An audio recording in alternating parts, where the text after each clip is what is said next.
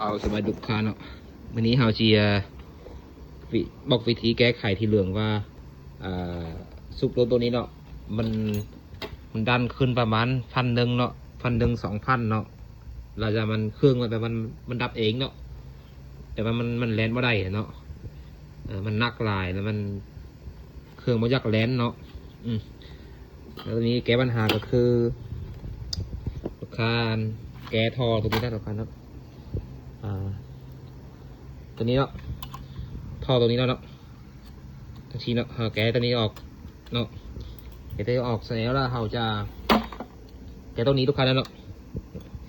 มีตัวนี้มันจะเขียนทันทีอันนี้จะช้อมเนาะแกะตัวนี้ออกเลยเนาะหลังจากแกะออกแล้วเบิ้งทางในทุกคันแล้วเนาะเอาตัวนี้ออกได้เนาะทางในนี้เปื้อนเนาะเปื้อนหลายแล้วเอาทั้งคันหากอนามัยเนาะเม้นนำยาที่อนามัยทุกคันแล้วเนาะต้องอนามัยลูกค้าแล้วเอาซิดเนาะซิดนะ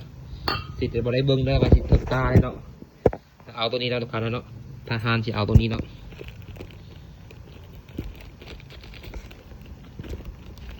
เอาตัวฟอยนี่เนาะตัวฟอยที่ว่าใช่นี่เนาะอนามัยลูกค้าแล้วเนาะอนามัยให้มันสะอาดได้เนาะแต่ว่าบ่ให้เป็นห้อยลูกค้าเด้อเอาในทางในนี้ให้มันสะอาดเนาะแต่ว่าบ่ได้เป็นห้อยเด้อถ้าเราเอาอย่างแข็งมาใส่แล้วว่ามันเป็นบาดเป็นห้อยอยู่ทางในนี้ละเวลาล้มออกมันล้มออกมันจะอัดบ่ได้ลูกค้าเนาะมันจะอัดบ่แน่ตัวนี้เนาะตัวนี้มันจะอัดบ่แน่เนาะแล้วมันก็บ่ได้คือเก่าเนาะ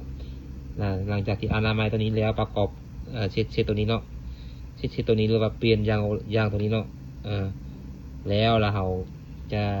แก้ได้เหลืองเลยได้ทุกการแล้วเนาะประกอบไม้สูบได้เลยเนาะ